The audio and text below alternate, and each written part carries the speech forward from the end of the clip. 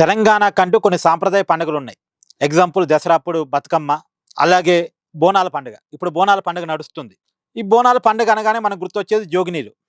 ఈ బోనాల పండుగ సందర్భంగా జోగినీలు విషయంలో జరిగిన ఒక చిన్నపాటి అపశృతి, అలజడి ఇప్పుడు పెద్ద వివాదంగా మారింది. అదేంటంటే జోగినీలు ఈ బతుకమ్మ పండగకి ఫేమస్. వాళ్ళు చెప్పే రంగం భవిష్యవాణి కూడా చాలా మందికి నమ్మకం.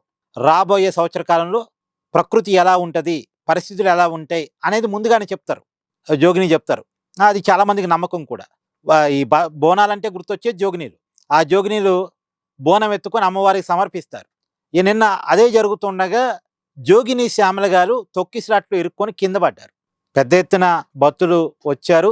సరైనటువంటి బందోబస్తు కూడా లేదు అనేది జోగినీల ఆరోపణ. మొత్తానికి తొక్కిసలాట్లో జోగిని శ్యామల స్పృహ తప్పి కింద పడిపోయారు. ఆమెతో పాటు ఇతర జోగినీలు కూడా కింద పడిపోయారు. వెంటనే వాళ్ళు కంటతడి పెట్టారు, మాకేంటి ఈ పరిస్థితి అని. సరే, వాళ్ళతో దేవాదాయ శాఖ కమిషనర్ మాట్లాడారు, పెద్దలు మాట్లాడారు, అన్ని రాజకీయ పార్టీలకు సంబంధించినటువంటి నాయకులు ఆ జోగినీలతో మాట్లాడారు.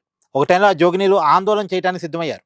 బట్ రాజకీయ నాయకులు, దేవాదాయ శాఖ కమిషనర్ అందరూ ఇన్వాల్వ్ అయ్యి వాళ్ళతో మాట్లాడి వాళ్ళకి సపరేట్గా ఐడి కార్డు ఇచ్చి ఈ తొక్కిసలాటకి అవకాశం లేకుండా సపరేట్గా వాళ్ళకి దర్శనం చేపిస్తామని, తర్వాత సపరేట్ ఐడి కార్డులు కూడా వాళ్ళకి ఇస్తామని, వాళ్ళకి ప్రత్యేకమైనటువంటి గుర్తింపు ద్వారా వచ్చే సంవత్సరం నుంచి అమ్మవారిని దర్శించుకొని బోనాలు సమర్పించుకునే అవకాశాన్ని ఇస్తామని చెప్పారు, హామీ ఇచ్చారు.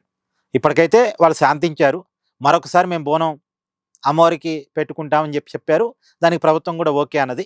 ఇది ఇప్పటికైతే ఈ వివాదం సద్దుమణింది. కాకపోతే జోగినీల కంటతడి అనేది ఈ సంవత్సరం కొద్దిగా ఎప్పుడు లేనిది. ఈసారి మాత్రం హైదరాబాద్ బోనాల్లో అది జరగటం నిజంగా బాధాకరం. వాళ్ళ కంటతడి పెట్టడం, ఎందుకంటే వాళ్ళ జీవితాన్ని దేవుడికి అర్పించిన వాళ్ళు. జోగినీలు కావచ్చు, శివసత్తులు కావచ్చు, వీళ్ళంతా కూడా తమ జీవితాన్ని దేవుడికి అర్పించిన వాళ్ళు.